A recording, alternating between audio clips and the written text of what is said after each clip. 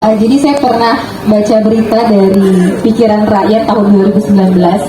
Katanya kota Banjar itu akan jadi kota mati setelah pembangunan tol Cilacap menuju Bandung karena kita nggak dapat pintu exit tol. Tapi pikiran seperti itu menurut saya sangat sempit banget. Karena pada kenyataannya hampir seluruh kota di bumi ini itu pernah menjadi kota mati saat pandemi menyerang. Lockdown di mana-mana, PPKM benar-benar nggak bisa kita prediksi sampai kapan. Kita hanya di rumah aja, nggak ada kegiatan lalu lintas. Tapi lihat kita sekarang, kita masih survive, bahkan kita masih bisa, bahkan ada organisasi dan bisnis yang justru exponential growth di masa pandemi. Tapi tetap ada yang berguguran. Maka perbedaan pemenang di zaman global seperti ini adalah bukan siapa yang paling besar, bukan siapa yang lebih mulai duluan, siapa yang paling berkuasa, enggak. Tapi pemenang di era global ini adalah siapa yang paling cepat beradaptasi dengan semua perubahan yang ada. Kita juga bisa belajar sama negara Singapura. Negara Singapura itu dulu sempat jadi negara miskin, kelaparan di mana-mana. Tapi kita lihat hari ini negara Singapura berada nomor 2 menjadi negara terkaya di dunia. Letak geografisnya kira-kira hanya sebesar Jakarta, dan kita lebih duluan merdeka. Mereka merdeka 1965. Apa yang mereka lakukan?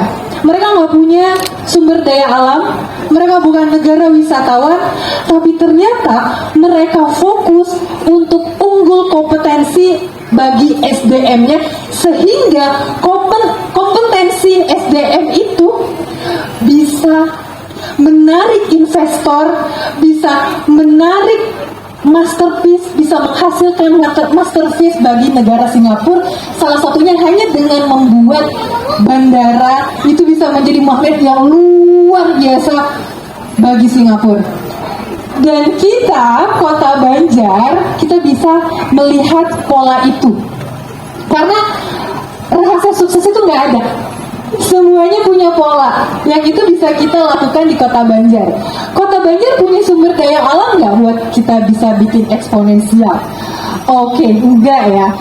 Kita punya wisata nggak biar bisa menarik turis itu ke Banjar? Enggak juga ya.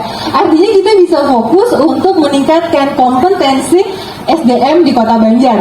Salah satu caranya adalah dengan meningkatkan literasi. Nggak ada orang yang sukses nggak baca buku, nggak ada orang yang nggak sukses dia nggak nulis. Semua orang-orang sukses di dunia dia punya kebiasaan buat baca dan nulis. Dan saya harap hari ini peresmian gedung kita yang luar biasa ini bisa menjadi titik temu untuk masyarakat mengunggulkan, meningkatkan kompetensi SDM yang ada di kota Banjar. Beberapa hari yang lalu, Bu, saya mencari editor video. Ternyata ketemu, dan ternyata beliau adalah YouTuber. Kenapa saya bilang YouTuber? Karena subscribernya udah ratusan ribu, Bu, di kota Banjar. Kemudian view-nya juga udah jutaan. Artinya di Banjar ini tuh potensinya udah luar biasa banget. Kita kalau misalnya Singapura itu mulai dari sangat bawah banget, artinya kita untuk exponential growth itu udah nggak mulai lagi dari nol. Kita udah mulai berprogres. Tapi di era globalisasi ini kita nggak hanya cukup ilmu, hanya belajar komputer, hanya belajar bahasa Inggris. Sekarang kita mesti bisa public speaking, kita mesti bisa nulis, kita mesti bisa sehat mental, mesti kuat dengan hantaman berita-berita hoax yang ada di media massa. Kita mesti, wow, banyak banget yang mesti bisa kita pelajari. Tapi nggak mungkin dong kita harus belajar semua ilmu itu. Kapan kita mau mulainya?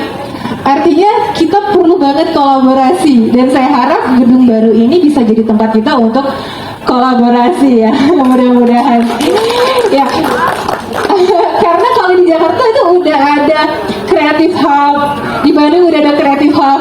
Nah, gimana caranya kita yang baru mulai ini tetap bisa unggul dari yang udah mulai, dari yang udah besar?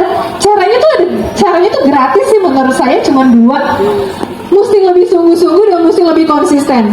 Banyak banget yang udah mengeluarkan anggaran miliaran tapi nggak jalan.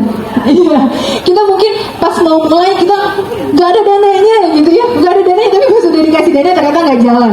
Nah, gimana caranya kita buat bisa buktiin dengan dana yang udah miliaran ini kita bisa, kalau bisa balik modal buat Kota Banjar. Gimana caranya? Dengan IP karya kita. Kayak saya sebagai seorang penulis, itu saya nggak selalu mesti nulis untuk karya saya. Saya bisa bantu orang-orang yang punya gagasan dan ilmu untuk bisa nulis. Salah satunya Raffi Ahmad dan Nagita Slavina, Bu. Jadi nggak mungkin dong mereka mau nulis sendiri dan ternyata penulis dari buku Raffi Ahmad dan Nagita Slavina ini ada di Kota Banjar. Didistribusikan di Kota Banjar, dan selanjutnya kita lanjut kolaborasi dengan Rans Animasi, Cipung, Cipung dan Rayanza. Mereka juga mau ngeluarin buku mewarnai, buku gambar, itu diproduksi di Kota Banjar, Bapak dan Ibu. Dan saya butuh support kolaborasi, saya nggak mungkin bisa jalan sendirian. Ya, kalau misalnya di tubuh manusia itu ada yang namanya detak jantung sebagai tanda ada kehidupan. Tapi karya menjadi sebuah tanda kehidupan, menjadi sebuah tanda kolaborasi kita bernyawa. Jadi kalau kolaborasi nggak ada karya, artinya kolaborasi itu mati. Saya Jelufina, Assalamualaikum warahmatullahi wabarakatuh.